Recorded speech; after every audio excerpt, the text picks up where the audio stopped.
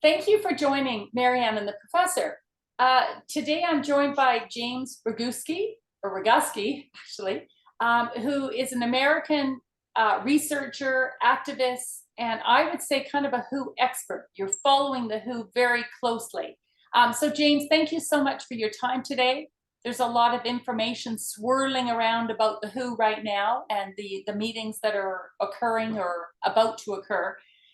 So thank you so much for taking the time out of your day. Oh, thanks for having me. This is great. And so I'll try to keep it concise. Now is actually the time for everybody to just be activated and get into the fray. I've been preaching and screaming and talking about this for almost a year now, and certainly in the last number of months. And so I did an interview before the new year, and somebody asked me, well, what's going to be happening in the new year? And I'm not psychic, but I can read a calendar, right? And so the calendar of events is the week of February 20th to the 24th. The working group to study or deal with amendments to the international health regulations will be meeting that week, February 20th to the 24th. The working group for amendments to the international health regulations will be having meetings. Now, they have not made it clear as to whether or not they are going to live stream or record, or they've only met once before. They met for 2 days in the middle of November, and pretty much all they did was decide who was going to be the chairpersons and vice chairpersons and so forth. What has also been going on, totally separate from the working group, is where I think everybody is confused. Okay. The working group is essentially going to meet with the delegates from the member nations, 194 member nations. They're the group that is dealing with the amendments. Back in October, the Director General of the World Health Organization created a review committee, which jumped into ahead of all of these meetings and secretly met in October, in November, in December, and in January. And on the 15th of January, they were scheduled to submit their final report to Tedros Ghebreyesus, the Director General. Now, it's unclear when they actually did submit that report, but it finally did become public maybe a week or so ago. It's a 97-page report, and it's an advisory report that the Director General brought together 20 hand-picked, quote-unquote, experts, okay, to analyze and report on the amendments that were proposed by all of the many nations that submitted proposals. Total, there were 16 nations that submitted proposals. Many of those submissions were on behalf of large groups of nations. So almost half of the nations are actually represented in all of these proposals. Now, what the review committee did, which was directed by the assembly, and I find it curious, and I think it's actually problematic. They took the specific amendments that were proposed by the nations, put them all together into one document, and did not attribute which nation made which proposed amendments. So there's over 300 amendments. They've changing half of the document, and it's all lumped together without attribution. This nation wanted this, and that nation wanted that, and this, so forth and so on. And so they went on to make recommendations that they then gave to Tedros, because they were sworn to confidentiality, to give their recommendations to the Director General. He then forwarded that review committee final report with all of their technical recommendations, things like boy, why are you doing that? And you really can't do this, and we don't have the authority to do that. And this isn't a good idea, and you shouldn't do that, and you shouldn't do this, and this is redundant, and this should go here, and that should go there. Okay. But they have no authority. They're not making proposed amendments. They're not restricting or removing any amendments. They simply gave technical recommendations to the Director General, who then passed it on to the nations, and it was made public. So really nothing has changed at all, right? And anybody says something's changed and now is the moment when the battle royale begins. Now is the time for everybody to realize, look at all of these proposed amendments. Look at what they are proposing. I've been talking about this for months. You can go to stoptheglobalagenda.com and get the latest information. A month ago, I published an article called 100 Reasons, which is 100 reasons why we should be opposed to this. And so you can go to stopthewho.com to see those 100 reasons. It's actually been translated into 18 different languages. Okay. Ultimately, my personal opinion is this is getting so crazy. It's an abusive relationship. The nations that have proposed all these things want to set up the WHO as some kind of health dictatorship. And I'm honestly not sure if the WHO wants that. And they, I believe the review committee, I was quite shocked. I had 100 reasons why we should oppose all of this, but I had boiled it down to the top 10. And for the most part, I don't know if I agree with them or they agree with me, but for the most part, what I have been saying for the last however long it's been since December, they seem to agree that these proposals are preposterous.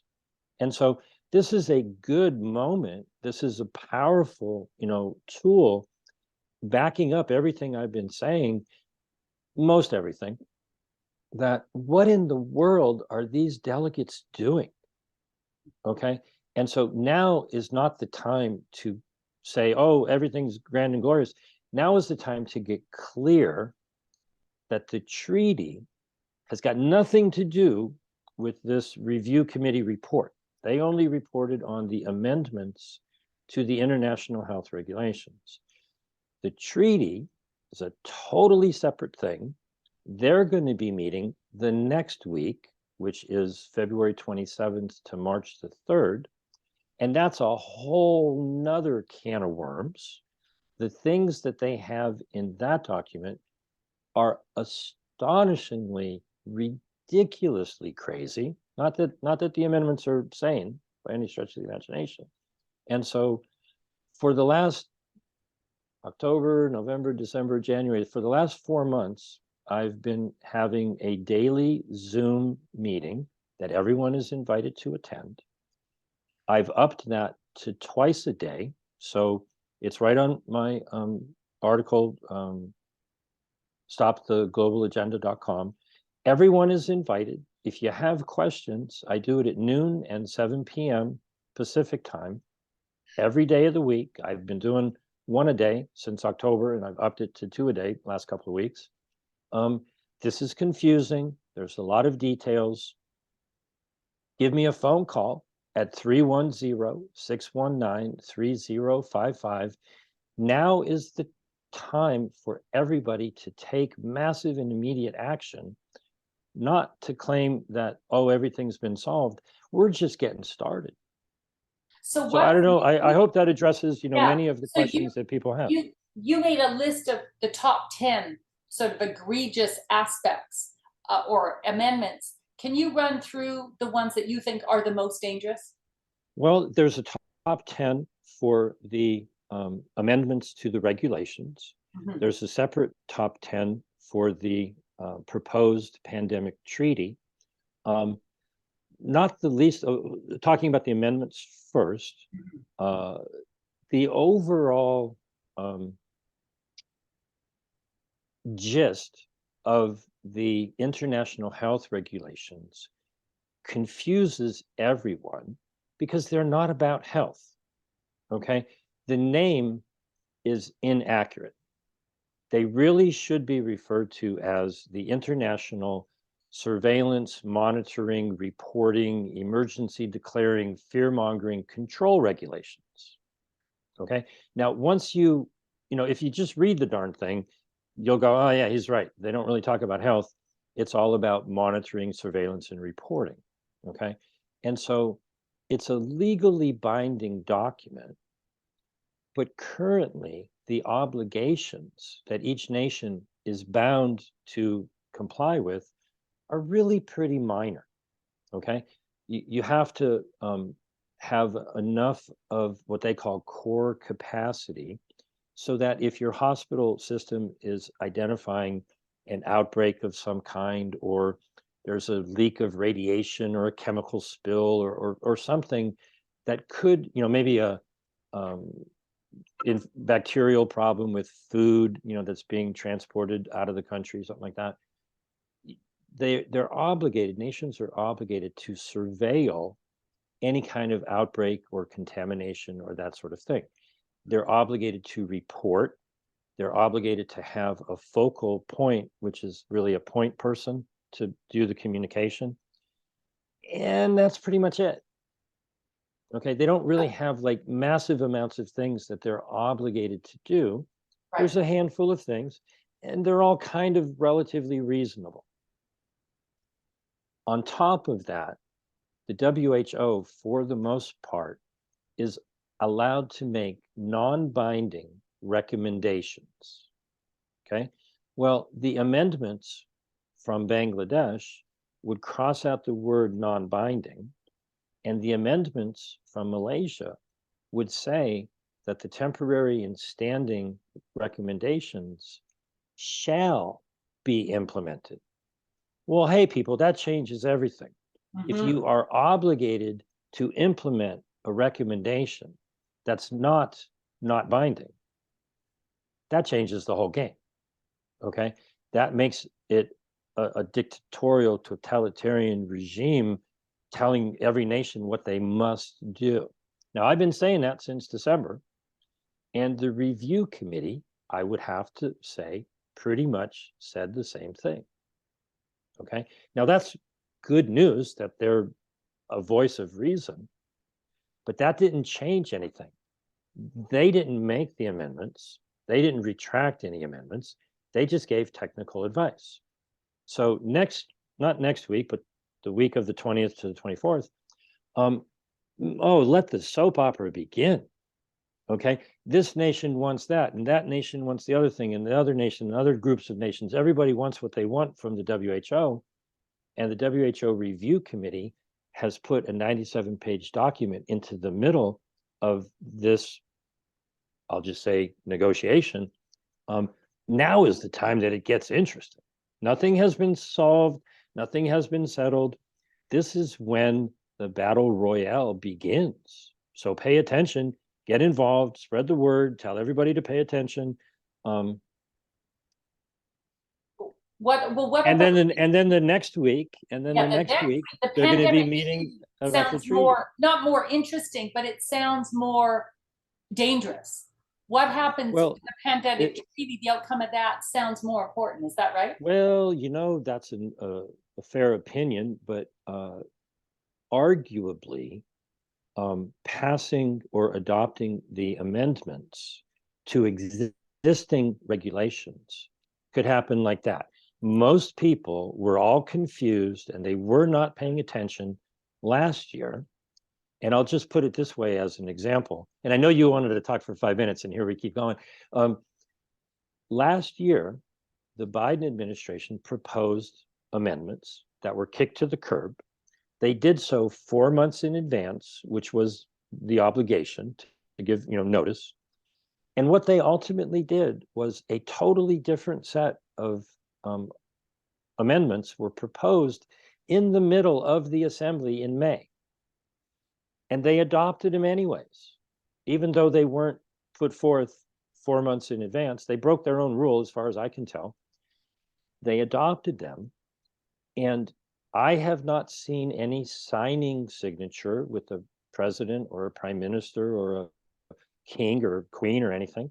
I have not seen any parliament or any Senate voting 2/3 advice and consent, because that's not how the amendments work.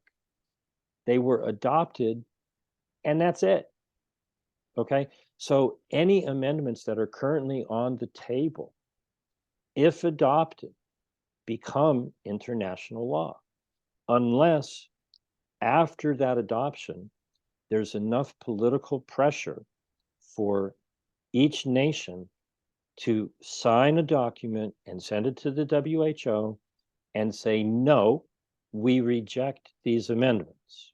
It's a very simple process, but getting your president, your prime minister, your secretary of state, or foreign minister to write that letter and sign it requires massive public pressure. Mhm. Okay. And so the amendments do not require Senate 2/3 advice and consent or a vote by Parliament or whatever. So they could slip through very easily. And if anybody wants to discuss or debate that, I just ask you, look at what they did last year. That's what happened last year.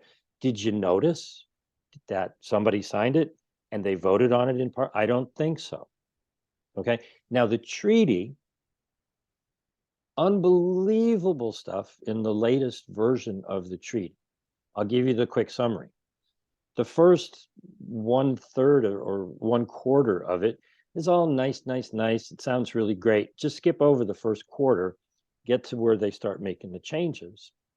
They want to implement something called the PABS system, Pathogen Access and Benefits Sharing System. They want all nations, if they identify a pathogen, to share it and give access to the WHO. They're in charge of all pathogens. They're promoting advanced research into the pathogenicity of these, whatever the organisms may be, which is just a fancy word for gain of function research. They want all of the genomic or genetic sequences, depending upon which phrase they want to use. And if there are any benefits, PABS, Pathogen Access Benefit Sharing System, if there are any benefits, meaning somebody makes a drug or they make an injectable based on the research information, the WHO wants 20% of all of the pandemic response products manufactured. They want to have a logistics supply network and be in control of 20% of all of that production, which in Article 13A of the International Health Regulations says that the Director General would have the authority, if the amendments were to go through, to create an allocation plan where he could tell Nation A that they have to manufacture whatever required products he said and give it to Nation B, which in the treaty, I take that back. I'm sorry. In Annex 10 of the proposed amendments, essentially, developed nations would be obligated. It talks about an obligation to not manufacture, to build out state-of-the-art infrastructure in developing nations.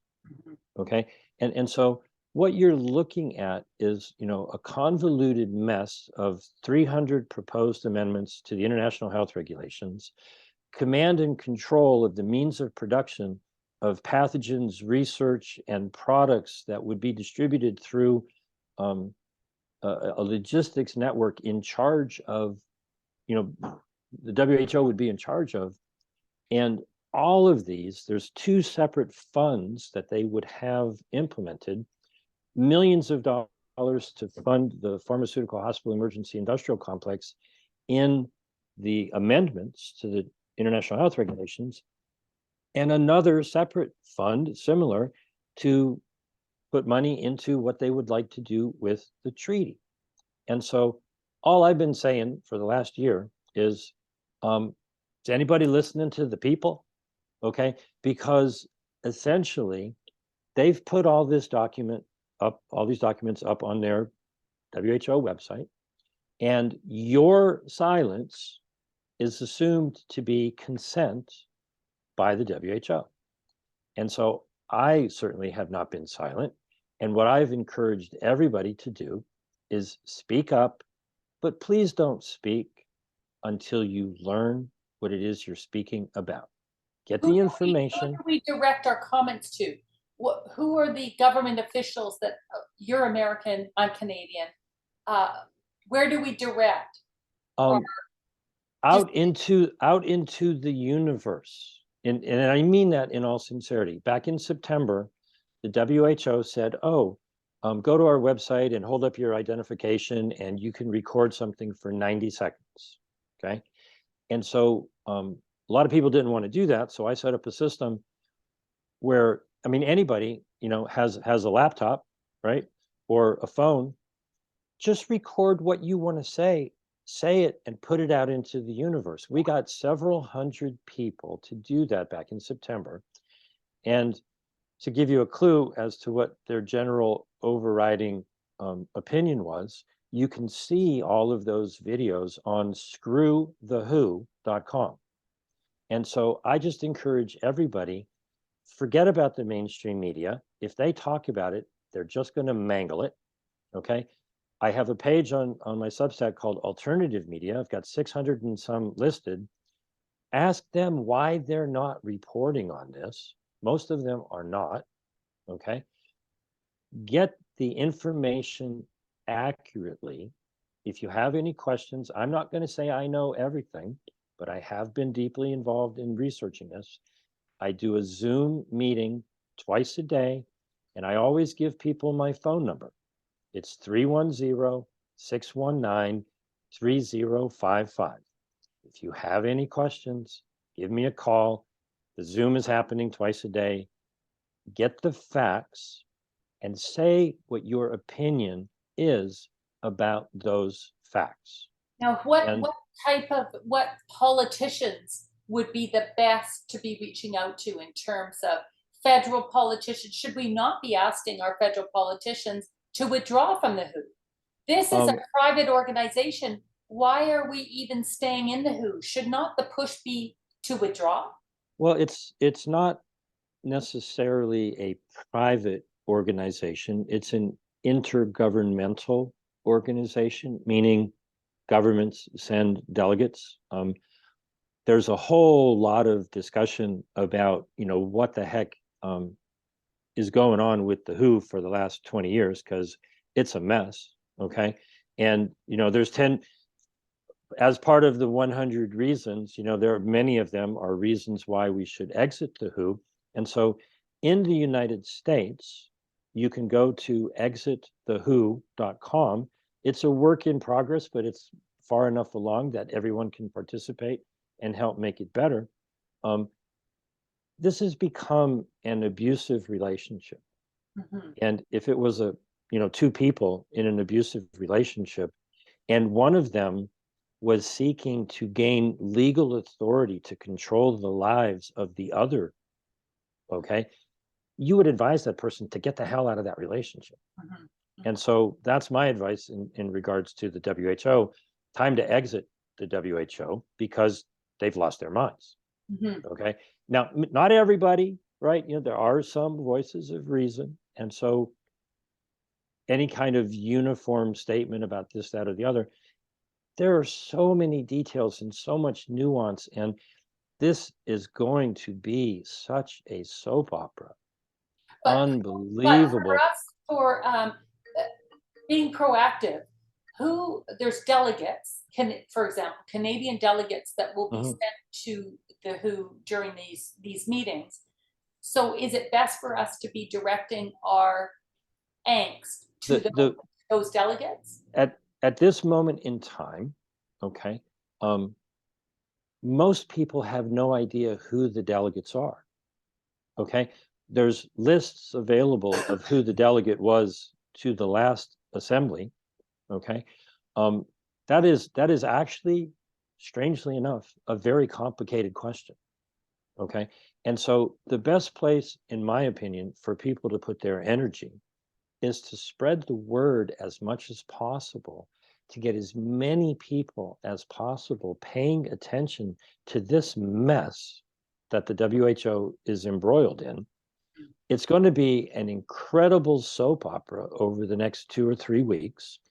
They may or may not live stream what's going on, but the differences of what different nations want, okay? Some of the nations want intellectual property rights to be handed over, okay? And obviously nations who have that intellectual property don't want to do that, right? Developing nations want equity, which is not equality. It's money from developed nations to invest in what I call the pharmaceutical hospital emergency industrial complex. Okay. This is better than any Netflix show imaginable. Okay. But like if you try to watch a show in the middle, you don't know who the characters are, you don't know what the plot is, you don't know what came before. If you get up to speed on what's going on here, it's actually phenomenally entertaining. So what is And the so best outcome that you can envision? You understand this well. um, What would you be delighted to see? I would be delighted to see that going forward in the future, there is a new system completely where it's not one size fits all, one health, one world government, one organization in charge of all things on the planet. I would see a much more distributed control where individual people stand up for their sovereign, unalienable rights, and they demand that those rights be respected. And I'll leave it with the punchline that most people lead with.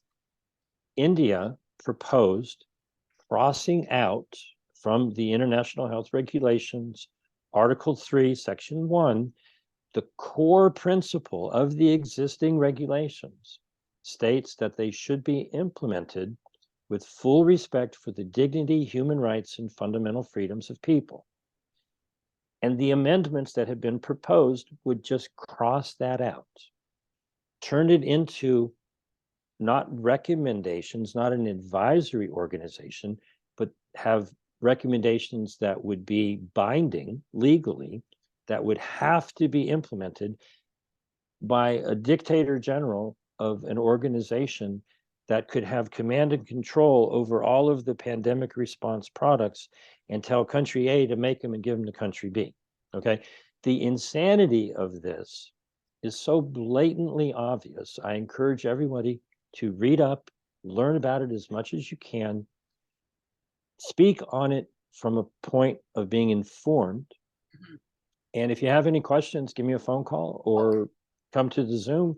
And I am anxiously awaiting the soap opera that the WHO, as the WHO turns, is going to be interesting over the next 2 weeks. Now is not the time to take a break from paying attention to this. Now is the time to enter into the fray and speak your mind, say what it is you believe, but do so with enough knowledge and information that you get it straight, you get it right. And I look forward to passionate discussion going forward. Okay, well, James Roguski, thank you so much for your time. And what I'll do is I'll include a link to your website and updates, and so people can get informed The hardest part is spelling and saying my name. JamesRoguski.substack.com, JamesRoguski.substack.com. I've written, I don't know, 70 articles about this over the last year. And so it's just now getting very, very interesting. Well, thank you I so appreciate much. Thank you so much for your time and bringing us up to speed. I think the message to me is get busy and start prompting or prodding alternate media to start writing about it. Pay attention. Yeah, pay attention. Get informed. Yeah. Spread the word. People need to understand the magnitude. Get thinking and talking about this, because your silence, we talked about what would the last word be. Your silence will be assumed to be your consent. Yes. So if you think they're having, I honestly want to put an invitation out there to anybody, anybody who thinks that these proposals are a wonderful idea. I'd love to have a long conversation with you. Happy to let you convince me, why we should accept these. But at this point in time, silence on the issue is consent. So you might all want to just speak up and say what it is you feel, whatever that may be. That's the whole point. They're not inviting public opinion. So your public opinion is really required. You have to speak up, and speak up now is as good a time as any. Well, James Roguski, thank you. Thank you for your time and your direction and your passion, and thank you for being in the fight. Thank you for having me. Okay, take care. Bye.